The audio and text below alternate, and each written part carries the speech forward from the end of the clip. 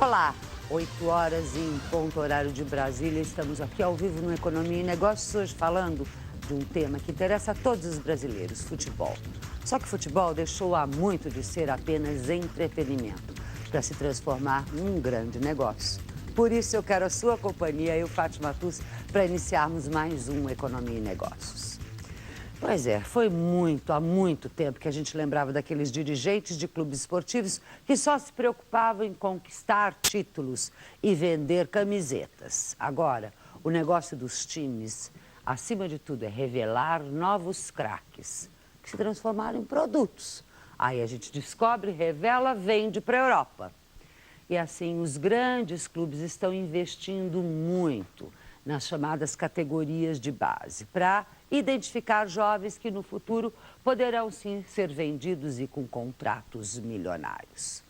Mas a gente tem muito mais a falar de futebol. Como é que é esse torcedor? Como eu viabilizo economicamente um clube? O que tenho por trás? Enfim, como funciona este negócio altamente lucrativo, mas que muitas vezes a gente até se surpreende com números de que eles não estão, os clubes, indo muito bem. Tudo isso a gente vai estar conversando hoje com 3 dirigentes. Diretor de Finanças do Corinthians, Raul Correia da Silva.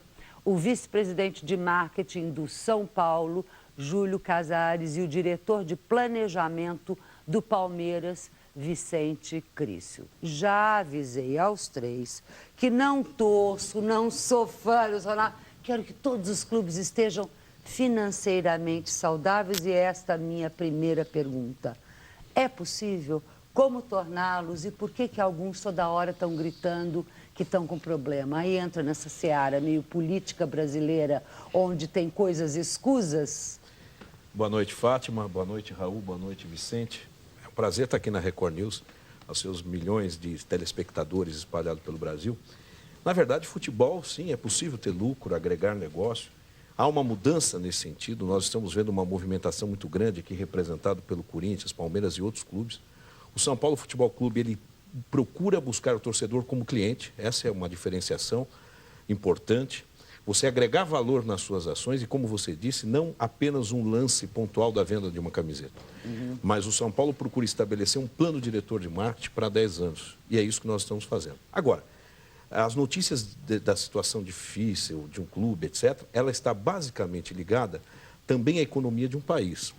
É um entretenimento que, quando você tem uma bilheteria muito fraca, horários de jogos inadequados, uma capacitação muito reprovável de formação de um calendário esportivo. Então, nós temos muitos adversários, estádios decadentes, violência na torcida.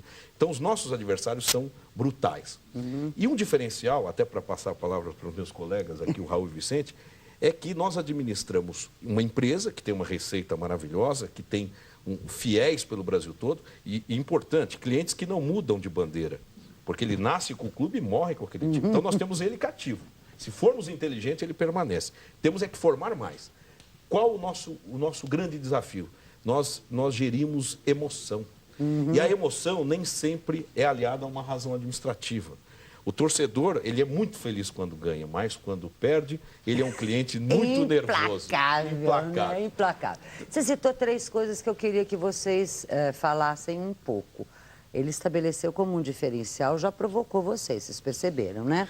Que o São Paulo trata o torcedor como cliente e produto. Se tem alguém mais fiel do que, desculpa a coisa, mas do que o teu fiel, é impossível. E muito se fala que não, que na verdade os clubes passaram a ver um negócio tão grande como um negócio em que o torcedor pouco conta. Como é que é isso? E aí as outras questões abordadas, até das dificuldades desses percalços que os clubes têm? Não, com certeza, isso é um ponto vital hoje no futebol. O futebol mudou, quer dizer, já não tem mais a parte do romantismo. Hoje você precisa encarar um clube com um planejamento estratégico realista. Quer dizer, quando nós assumimos o clube, o Corinthians foi um clube que teve vários presidentes, ficaram muitos anos, praticamente nós temos 4 presidentes de 50 anos, então estamos dentro de um processo de revolução no Corinthians, onde nós estamos entrando com um planejamento estratégico efetivo, precisamos fazer, nós temos um orçamento, para ter uma ideia, o Corinthians tem mais de 150 centros de custo, Então, são muita administração. 150 centros de custos. Então, são fontes geradoras de despesa. Então, nós fizemos primeiro uma divisão. O clube futebol é futebol, o parte do clube é o clube, esportes amadores são esportes amadores. Então, fizemos essa divisão, colocamos esse planejamento estratégico. O Corinthians é o maior clube do Brasil, a maior torcida do Brasil. Então, com isso, tratamos realmente quem é o corintiano, a forma como nós temos, respeitando as diferenças que nós temos, respeitando a paixão. Porque, segundo a colocação do colega, quer dizer, são mais de 30 milhões de fiéis torcedores que nós temos, e essa forma de encarar e como os clubes têm que ver. Quer dizer, a forma que nós estamos fazendo hoje e, mais que tudo, conversando com esse cliente. O Corinthians hoje tendo uma forma inédita só para a divulgação dos seus números. Quer dizer, o Corinthians divulga qual é a sua realidade financeira, o que ele arrecada, o que ele gasta por centro de custo, o que ele ganha, o que ele não ganha. Querendo na política, que a transparência nas empresas é isso, também nos clubes. Que a transparência que nós temos, por quê? São milhões e milhões. Nós estamos aqui representando mais de 50 milhões de torcedores brasileiros. Esses 3 clubes são mais de 50 milhões. Se você não tiver uma comunicação, eles são fanáticos.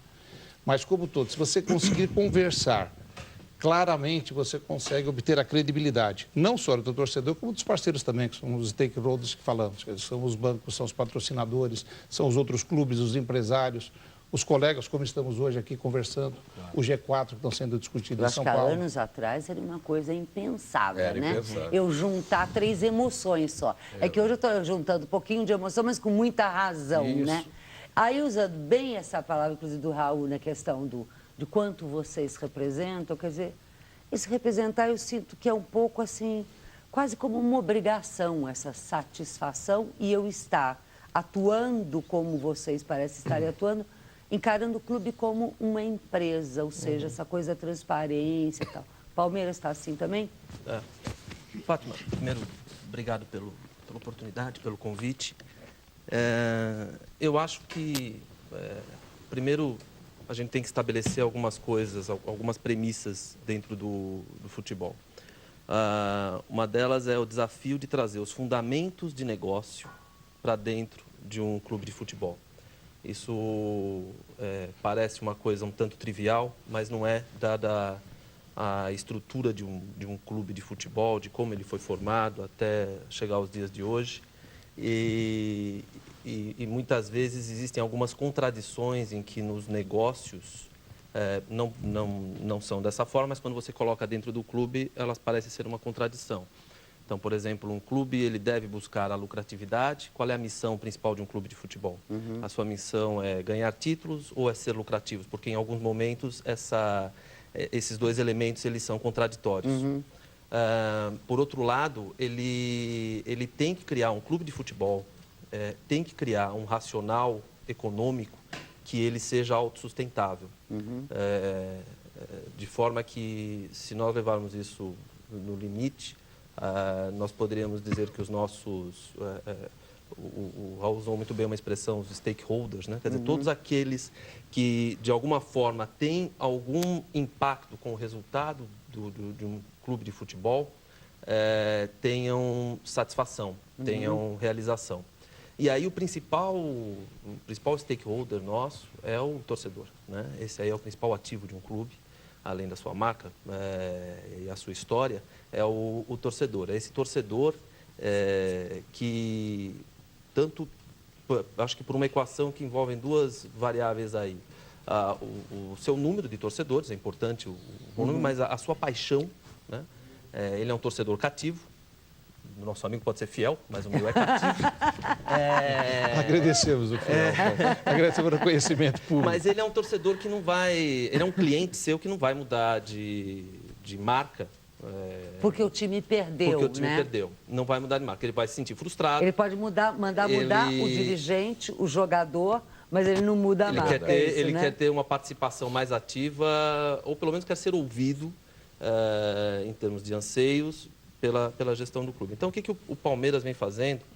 Na verdade, não só com a gestão do presidente Beluso, que assumiu em janeiro, mas a gente começou... Por acaso, só deixa eu lembrar o telespectador, Luiz Gonzaga Beluso, por acaso um apaixonado pelo Palmeiras, mas racionalmente um grande economista.